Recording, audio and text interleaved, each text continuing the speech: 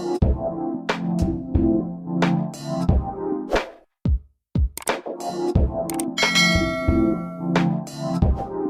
everyone, this is D, Movieman, fellow cinephile, popcorn addict, and emerging film critic, coming to you with reliable recaps, reviews, and reactions. And today I'm coming to you all with a review for the Netflix miniseries Clickbait, created by Tony Ayres and Christian White, and starring Zoe Kazan, Betty Gabriel, and Phoenix Raei. Story-wise, this is centered around the Brewer family, who live a very typical, ordinary life. That is, until the patriarch of the family, Nick, suddenly goes missing. Matters are further complicated when Nick appears on a viral video containing a chilling message that heralds his death at 5 million views. Unfortunately for the Brewers, they're about to discover that the truth behind this video is far closer to home than they ever realized. Alright, so I'm going to go ahead and start with the pros. Now, I have to say that I really didn't have any expectations for this, but I can definitely say it threw me for a loop. So first and foremost, what I really appreciate about this series is the story and the message behind the story. Because even at a young age, I learned about the dangers of the internet, about communicating with people online and not realizing who could be on the other end of that screen. And television added to that. I specifically remember watching an episode of Sister Sister called Motell, and then an episode of Smart Guy called Strangers on the Net. And at that age, I was reading Goosebumps, I was watching Are You Afraid of the Dark, I had maybe seen, an actual adult horror movie here or there, but when I tell you nothing, and I do mean nothing, scared me like those episodes, which is good because I think that children and then young adults, and I mean even still adults if we're going to be honest, but I think people have to be aware of the reality of the world and that the internet and social media, all this kind of stuff is really a facade, and that you really don't know who's out there and what motives they have for trying to contact you. And in those days, it was more so about the internet and, AOL and, Messenger and instant messaging and things like that. But now we have this added piece of social media and we have digital content and all these digital platforms. So that is still a subject that is very much relevant, probably even more so now. So I like that where this story is concerned, we are delving into the rabbit hole of social media and the internet and dating profiles and the duplicity and the facade of it all. This actually reminded me a lot of 2018 Searching, starring John Cho. That also deals with the disappearance, and in this case, it's a father looking for his daughter, and we do get a lot of the same subtext as far as the message and the commentary behind that. But it also is very specific in the way that it's made and the structure of it, and it specifically incorporates modern technology and all of the devices that we rely on nowadays, like GoPros and drones and webcams and smartphones. And it made for a really unique experience, and I promise you, it had me on the edge of my seat. Especially given the progression of the story and the ending, it was a different kind of experience. And similar to that film and that story, I was very invested in this family's journey. And the viral piece added on to it made it very tense very quickly. I was like, okay, what's up with Nick? What did this man do? Who's out to get him? What's the truth? What's not the truth? What's going on here? And please believe, there are all kinds of twists and turns throughout each of these episodes, and they do not let up. So, as far as keeping my attention, totally on point. I also like that each of these episodes was from a different vantage point.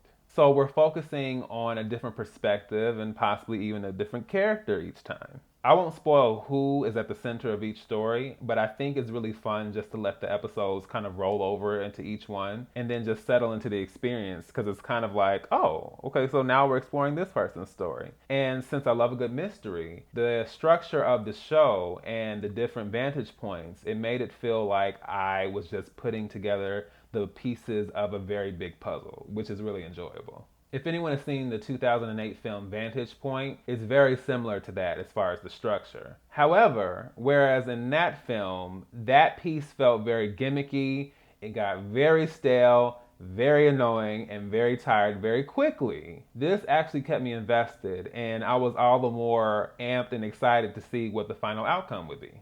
I do think the casting is really on point, especially with Zoe Kazan and Betty Gabriel and Phoenix Raei. Of course, this was my introduction to both Zoe and Phoenix, but I really enjoyed both of them. Zoe as Pia definitely worked my nerves. I'm just going to be honest. And I could kind of tell early on that she was going to. However, I did appreciate the performance. I have a theory, and I know I'm not the only one, that somebody in the crew, whoever put Pia's character together, I'm pretty sure they based her on the singer Sia, especially with that hair. I was like, where have I seen this before? I would say Phoenix's performance probably resonated with me the most out of everyone. I just think there was an emotional layer to his character that I really, really appreciated. And then, of course, Betty Gabriel, I've been on board with her ever since the Purge election year. And then there's her breakout performance in Get Out, and she was also really solid in Upgrade. So it's not surprising that this is just yet another solid performance from her. And then lastly, although he's technically a supporting character here, I did really enjoy Adrian Grenier's performance of Nick. Whenever I think about him as an actor, I always remember him as Nate from The Devil Wears Prada. Whew, and there's a whole lot I could say about that character, but that is another conversation for another time. Side note, when the information display for this show popped up, it was probably a couple of days before the show actually premiered. I wasn't fully paying attention. I remember seeing the name and some of the descriptions, but I kind of like swiped too fast. And that's partly because when I saw the person on screen, I actually thought it was Josh Peck from The Amanda Show and Drake and Josh. So when I saw it, I was like, okay, I don't think it's for me. And that's not a knock on him as an actor or anything like that, but I immediately thought it was some teen-oriented type of show, and if you know me, you know that is not my lane. But lo and behold, it ended up being Adrian Grenier. So yeah, that was kind of an awkwardly funny discovery I had while watching this. All right, so I'm gonna go ahead and jump over to the cons. Now, this is definitely a thrill ride. There are definitely plenty of twists and turns. But along with that, there are some things that got on my nerves. So as I just mentioned, I do think the casting for this series is pretty solid across the board. Some of the acting and the characterizations, however, not so much. I think some of the acting at times, along with how some of the scenarios are presented, makes this actually feel a lot sillier than it should. Which is awkward because the story itself is very compelling. But then you have these moments that just seem very tonally off, and it's just like, wait, were you serious? Oh, you were serious. I also don't like plot contrivances or plot conveniences. And by that, I mean having characters do very dumb and nonsensical things to move the story along. That is a huge pet peeve of mine. And unfortunately, there was just a little too much of that here for my liking. I'm not saying that people don't make dumb decisions in real life. We make mistakes every day. But we can still move things along, but I still feel like we can be somewhat creative with how we choose to progress that story. This other con is a very divisive one. As I'm sure you may have heard from plenty of sources, this series ends in a very shocking and unexpected way. I understood the subtext of this final reveal, and I think there is some great commentary in there somewhere. So on that part, we're good. But it also felt, once again, somewhat comical in the way that it was presented.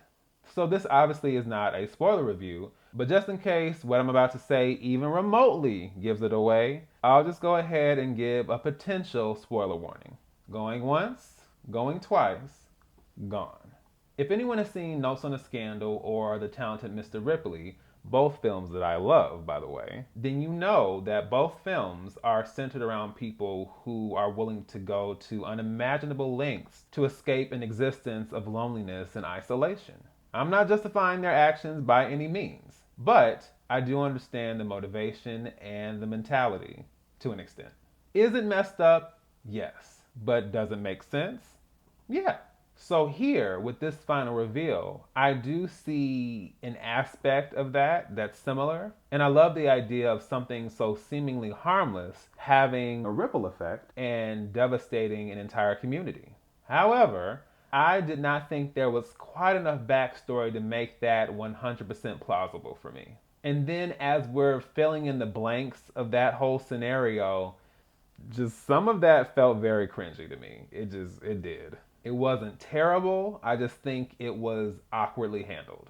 We still closed things out with a bang, and I did enjoy that, but There was also a small part of me that was just like, I guess. So I'm going to go ahead and give Clickbait a solid B.